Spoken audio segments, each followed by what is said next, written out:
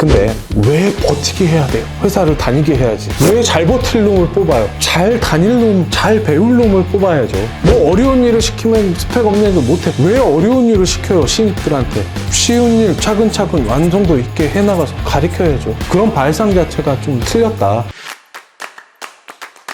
워라벨이 잘 포장이 된 곳이 MZ세대가 취업하고 싶은 기업이라고 하는데, 워라벨 안 좋아하는 사람 누가 있어요? 80년대생, 70년대생, 60년대생 부장님들도요 워라벨 좋아해요. 근데 이제 MZ세대 분들은 대놓고 그냥 얘기한다 뿐이지, 그게 MZ세대들이 갖는 특징이다 뭐 이렇게 얘기하고 구분하는 거 사실 크게 별로 좋아하지 않고요. 왜 MZ세대들은 취업을 안 할까요? 막 이런 이야기도 많이 있어요. 그 왜 그럴까요? MZ세대니까 지원 안 하는 거예요? 그렇지 않아요. 제 생각에는요, 지금 이제 신입사원으로 지원하는 친구들이요, 코로나 때문에 학교 잘 안 가고 친구들하고 소통할 기회 없고 현장감이라든지 어떤 교수님하고의 밀접한 유대관계라든지 학교 생활에서 얻을 수 있는 어떤 정보, 이런 네트워크 이런 것들을 상실했거든요. 그러다 보니까 좀 자신이 없는 거예요. 예를 들어서 2년제 간 친구인데요, 코로나 때문에 거의 1년 반 학교 못 가고 한 학기 학교 달랑 가가지고 졸업이래요. 이게 뭐지? 나는 사회에 나갈 준비가 안 돼 있는 것 같은데? 그러다 보니까 사회에 나오기 꺼려지는 거죠. 근데 그걸 문제로 인지하고 자꾸 MZ세대들이 어떻더라, 회사에 젊은이 뽑으니까 MZ세대 중에 누가 개념 없는 행동들 막 하더라, 이런 얘기들이 와전되면서 마치 MZ세대만 그랬던 것처럼.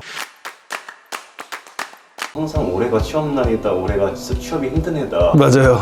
왜 항상 안 좋게만 될까요? 이번이 최악이다, 힘들다 라고 하는 건 우리 사회와 기업과 언론들, 각자 개인들이 갖는 특유의 위기의식에 대한 대응 방법인 것 같아요. 이걸 최악이다, 사상 최고로 안 좋다 라고 경고를 띄워놔야 우리가 조금 더 바짝 긴장하고 그 위기를 극복하는 것처럼, 그거는 좀 우리 사회가 갖는 안전의식이죠.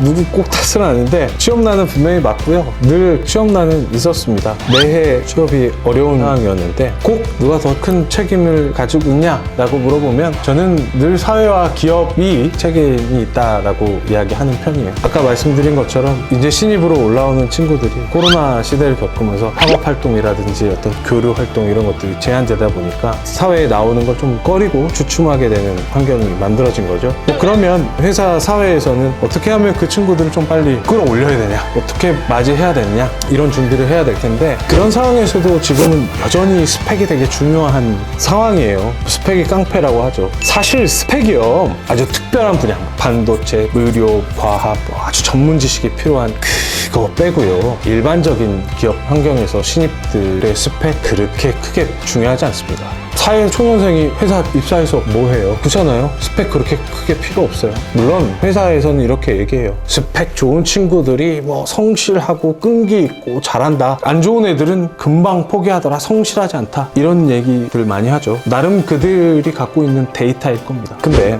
왜 버티게 해야 돼요? 회사를 다니게 해야지. 왜 잘 버틸 놈을 뽑아요? 잘 다닐 놈, 잘 배울 놈을 뽑아야죠. 뭐 어려운 일을 시키면 스펙 없는 애들 못해. 왜 어려운 일을 시켜요, 신입들한테? 쉬운 일 차근차근 완성도 있게 해나가서 가르쳐야죠. 그런 발상 자체가 좀 틀렸다. 고학력에 좋은 스펙을 갖고 있는 친구들이 업무 퍼포먼스 이런 것들 단기적으로 되게 좋을 거예요. 스펙 좋은 사람 찾아가지고 그냥 힘든 거 시켜도, 말도 안 되는 거 시켜도 버티고, 워라벨 없애트려도 버티고 이럴 친구 찾느니 그러지 말고, 우리 아주 좋은 기회 기다리고 있는 아주 고스펙이 아닌 기회를 찾는 그런 성실한 친구들 찾아가지고요, 그런 친구들 채용해서 같이 어울리면서 일할 생각하면 안 되나? 그쵸? 그러면 조금 더 쉬워질 텐데, 사람 없다면서 너무 고스펙만 찾는 거 아닌가? 스펙 안 좋은 친구들 일 잘해요. 똑같아요. 신입사원들이 무슨 스펙 좋다고 일 잘하고 그런 거 아니에요. 여러분들이 채용 프로세스상 스펙 안 좋은 친구들의 그 반짝반짝 빛나는 부분을 못 발견할 뿐이지. 저번에 그 직원들 내부 회의할 때 네. 자파단만의 비결이 있었잖아요. 네. 회사의 성격과 분위기에 맞춰서 복장하고 멘트를 좀 팁을 주셨는데, 일반 취준생들이 그 기업의 성격을 알려면은 어떻게 할 수 있는 겁니까?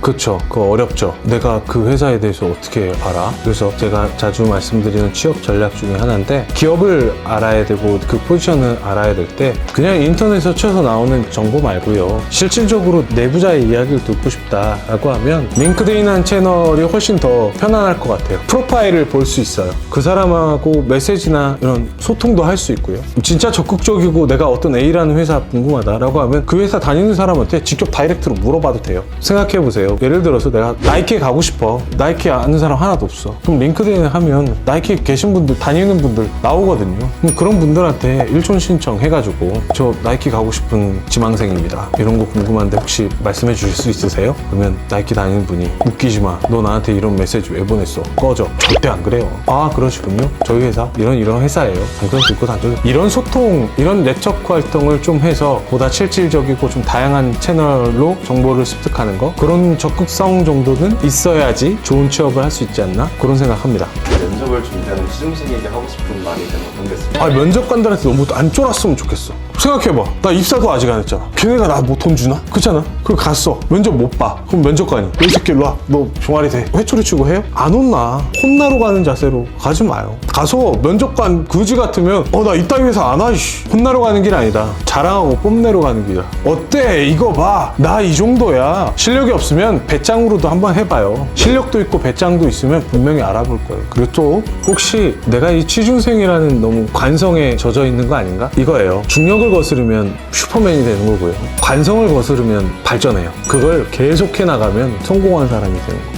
취준생들이 한번 새로운 시각으로 내 자료를 한번 봐봤으면 좋겠고요. 늘 몇 년 동안 내가 쓰고 있는 자기소개서, 이력서를 가지고 이 급변하는 세상에 계속 도전하고 있는 거 아닌가? 혹 몇 년 전 취업한 사람의 이력서, 자기소개서를 참고해가지고 요즘 세상에 취업에 도전하고 있는 거 아닌가? 요즘 취준생이라면 관성을 뛰어넘어서 완전히 새로운 이력서하고 완전히 새로운 자기소개 방법, 이런 것들을 고안해서 한번 도전해 볼 필요도 있다. 어딘가 분명히 그런 새로운 이력서를 환영하고 반기는 곳이 분명히 있을 것이다. 관성을 깨봐라. 이런 얘기 한번 해보고 싶어요.